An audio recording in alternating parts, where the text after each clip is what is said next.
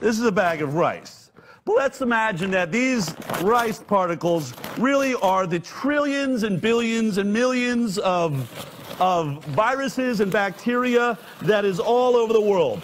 With all of these viruses and bacteria that are spreading, we're breathing all the time. In fact, you probably have this many, all of these, you have this much viruses and bacteria in your own intestinal system right now as we speak. And we're all in a panic. We're all in a panic because there's a brand new virus we're all worrying about.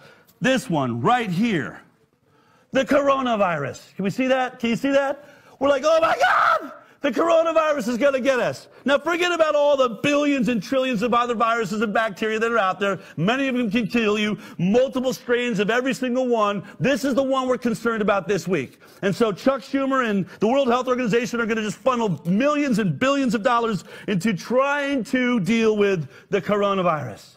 So they're going to work on a vaccine for it. So here's what I'm going to do. Let's just say they come up with a vaccine. I'm going to paint this little piece of rice red, right? This one is now a vaccine-preventable illness. Coronavirus is. Everybody in the news will be going, we did it! We've done it! We've come up with a vaccine for the coronavirus! We've changed the world! We're all safe now! And they'll put it into the world. And I'm thinking, what the hell did that just do? There's literally billions and trillions of other things that can kill you because you got one red rice flake and you have a vaccine for one of these. We're all jumping up and down like we're suddenly saved. This is moronic.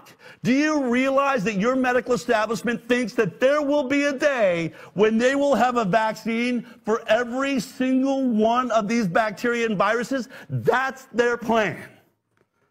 Does that sound stupid to you? Let's take it a step further, shall we? Let's say that this is an immune-suppressed child floating in a sea of bacteria and viruses. This is why we all have got to vaccinate ourselves, is to protect this one immune-suppressed person, okay? This is the theory. And out of all the billions and trillions of viruses and bacteria right here, that's how many we currently have vaccines for that are in our system. Okay, let's go through these. I'll read them until I get it right. We've got hepatitis A. We got hepatitis B. We have rotavirus, tetanus, pertussis, measles, rubella, Hib. You get the idea. 16 preventable diseases. And that has made us safe. The CDC said, you better get with this program. You better get with this program because these 16 viruses and bacteria that we can protect you from are going to save the world. And I'm looking at all of this and saying, how can you be so stupid to say that? This immune-suppressed child at school is not protected for any of these others, just the vaccine-preventable ones. And somehow the anti-vaxxers are putting us all at risk because they won't take those 16 vaccines for those viruses and bacteria. And we're all saying, but what about the other trillion? That this kid or this immune-suppressed person is always going to be coming in contact with many things that can kill them. This doesn't make any sense. And you are trying to force these products on us because of what? Literally a drop of water in an ocean. This cannot be the approach to health. But why has it become the approach to health? Let's talk about this immune-suppressed person, okay? When we think of measles, here's what we know about measles. That back in 1961, when they looked at the stats on measles, you could say that 1 in 500,000 people died because that's the entire population. Or if you were infected, 1 in 10,000 of those being affected would end up dying. So 1 in 10,000, otherwise known as a 0.0001% chance of dying if you catch the measles. Okay? Now let's think about that. Let's think about, we are talking about the immune-suppressed person is the 0.001% of us. Can I bring up a chart of people? Can I show you this?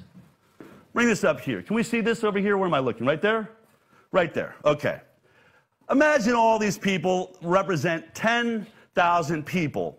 0.001% of them is going to die from the measles if they get it. 0.001%. Why didn't pharma make a product for the 0.0001% of us? Why didn't they take care of that person?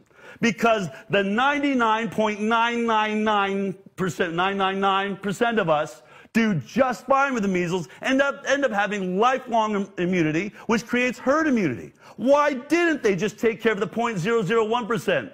You know why.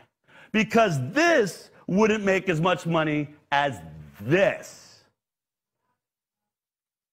This is what makes pharma money. Instead of taking care of that one person, make everybody else take a product to take care of the 0.0001% of us. This is the greatest marketing scheme in the history of mankind.